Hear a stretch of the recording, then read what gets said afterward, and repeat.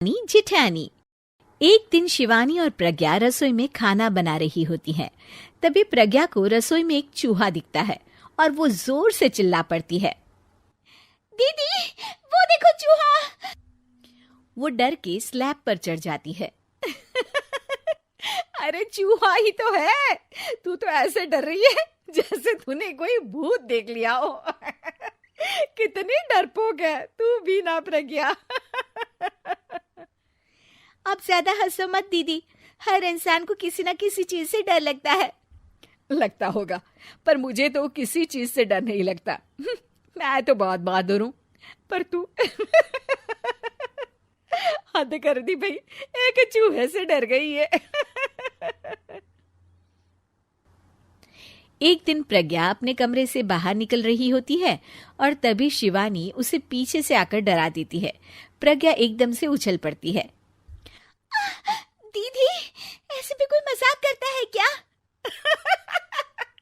अरे जरा अपनी शक्ल तो देख, एकदम बैंगन की तरह नीली पड़ गई है। अरे मेरी देवरानी इतनी बड़ी डरपोक है, मुझे तो पता ही नहीं था।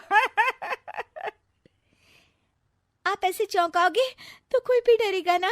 अरे ना, कोई बहाना अब काम नहीं आएगा। आज से ना तुम्हारा नाम है डरपोक प्रज्ञा। शिवानी प्रज्ञा का मजाक उड़ाकर चली जाती है। प्रज्ञा शिवानी की मजाक उड़ाने की आदत से परेशान हो जाती है। जब देखो मेरा मजाक उड़ाती रहती है, इनकी शिकायत तो मम्मी जी से करनी ही पड़ेगी मुझे। प्रज्ञा अपनी सास के पास जाती है और उन्हें सारी बात बताती है कि किस तरह उसकी जेठानी उसके डर का मजाक उड़ाती है। ओहो, तो बड़ी बहू को बड़ा घमंड है अपनी बहादुरी पर। कोई नहीं, अभी उसका घमंड तोड़ देते हैं। मेरे पास एक तरकीब है छोटी बहू, एक काम कर तू। प्रज्ञा की सास उसे अपनी जेठानी को डराने का प्लान बताती है। ये तो बहुत अच्छा आइडिया है मम्मी जी, क्या बात है।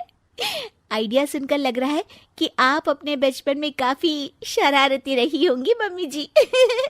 अब आएगा मजा मेरी बहादुर जेठानी जी को। प्रज्ञा अपनी जेठानी को डराने का एक प्लान बनाती है। रात में वो शिवानी के पास जाती है और कहती है, दीदी मुझे ना बहुत डर लग रहा है। क्या हुआ मेरी डरपोक देवरानी? दीदी मैं छत पर गई ना तो मुझे ऐसा लगा कि कोई वहां है। ऐसा लगा जैसे मुझे कोई वहां देख रहा था, जैसे कोई साया। अरे क्या बक रही हो, तेरा वहम होगा। नहीं दीदी, आप चलो ना प्लीज मेरे साथ, मुझे तो बहुत डर लग रहा है। मेरी एक साड़ी सूख रही थी, वही लानी है। प्लीज आप चलिए ना ऊपर मेरे साथ। ओफो चल। प्रज्ञा शिवानी को बहाने से छत पर ले जाती है और वो उसके पीछे चल रही होती है। ले आ गए हम छत पर, कहाँ है भूत, दिखा, कहीं तो है नहीं। तभी प्रज्ञा चुपके से सीढ़ियों पर छुप जाती है और शिवानी छत पर अकेली रह जाती है। अरे प्रज्ञा कहाँ चली गई? प्रज्ञा एकदम से सीढ़ियों का दरवाजा बंद कर देती है। अब शिवानी को डर लगने लगता है। मैं नीचे चली जाती हूँ। लगता है प्रज्ञा भी नीचे ही चली गई है। तभी उसके सामने एक खुले बाल सफेद साड़ी में औरत खड़ी होती है। शिवानी उस औरत को देखकर डर जाती है। हाल तू जलाल तू आई बला को टाल तू, हाल तू जलाल तू आई बला को टाल तू।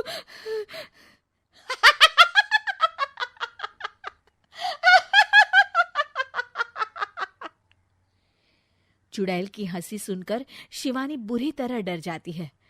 नहीं मुझे छोड़ दो, भगवान के लिए मुझे छोड़ दो। नहीं, मैं तुझे नहीं छोड़ूंगी, मैं तेरा खून पी जाऊंगी। तभी चुड़ैल की हंसी उसकी सास की हंसी में बदल जाती है।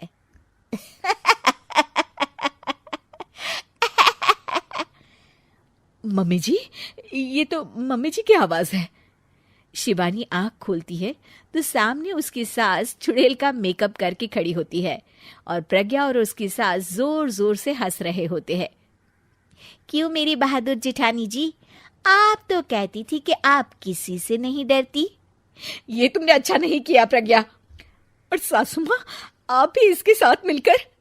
और नहीं तो क्या बहू, तुम अब मेरी छोटी बहू का ऐसे मजाक बनाओगी तो मुझे तो चुड़ैल बनना ही पड़ेगा ना। प्रज्ञा और उसकी सास और जोर जोर से हंसने लगते हैं और शिवानी गुस्से में नीचे चली जाती है।